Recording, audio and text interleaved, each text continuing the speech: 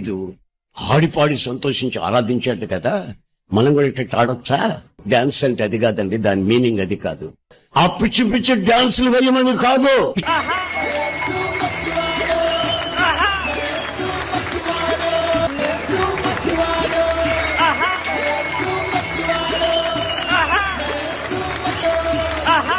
ఆ పిచ్చి పిచ్చి డాన్సులు వేయమని కాదు.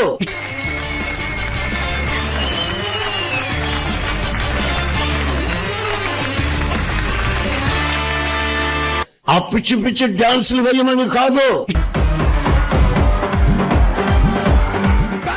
నామటు రైట్ మత్తవంగ తప్పై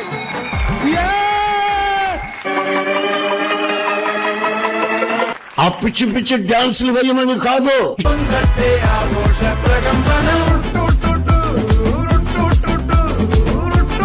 నా ఆత్మతో ఆనందంతో స్తుతి ఎంతును విరిగి నలిగిన హృదయము నీకే అర్పింతును.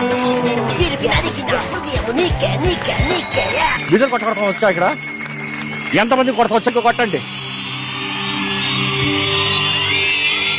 కొంతమంది అంటారు ఎందుకంటే విజిల్ వేస్తున్నారు, కొంతమంది అడుగుతారు ఎందుకు విజిల్ వేస్తారు. విజిల్ వేయొద్దని చెప్పండి. వాక్య జ్ఞానం కలిగిన నాకు ఆ విజుల్లో ఉన్న శబ్దంలో ఉన్న స్వరంలో ఉన్న విలువ నెరిగిన నాకు వేయొద్దని చెప్పలేను. విజిల్ కొట్టడం వచ్చా? ఇక్కడ ఎంతమంది కొడతా వచ్చా? కొట్టండి.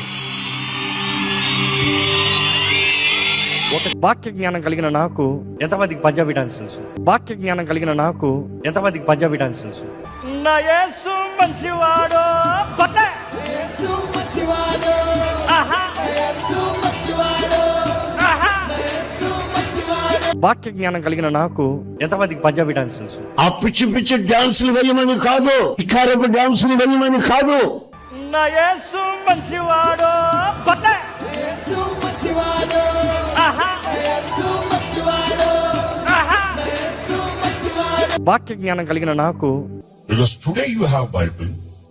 Where was the Bible in New Testament? 16th, 17th century. There was a పోరాటాలు అంటే బయటకు వచ్చింది. దాని ముందు బైబిల్ ఎక్కడ ఉంది? బైబిల్ ఎక్కడ ఉంది? ఈ రోజు అంటావు బైబిల్ ఏది కలపకూడదు చదవకూడదు. సారీ, ఆల్రెడీ కలిపేసారు జరిపేశారు.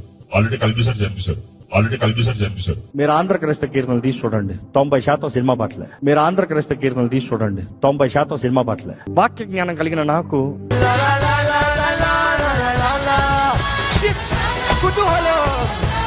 ఆ పిచ్చి పిచ్చి డాన్సులు వేయమని కాదు, ఇకారపు డాన్సులు వేయమని కాదు.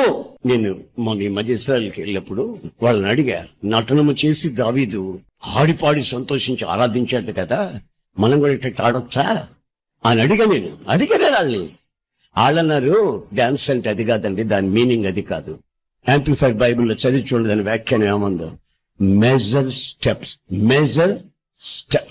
అంటే అర్థమేంటి తెలుసా? ప్రభువా నీకు స్తోత్రమయ్యా, నీకు స్తోత్రమయ్యా అని మేజర్ స్టెప్స్ వేశారు కానీ ఇట్లా ఇట్లా ఇట్లా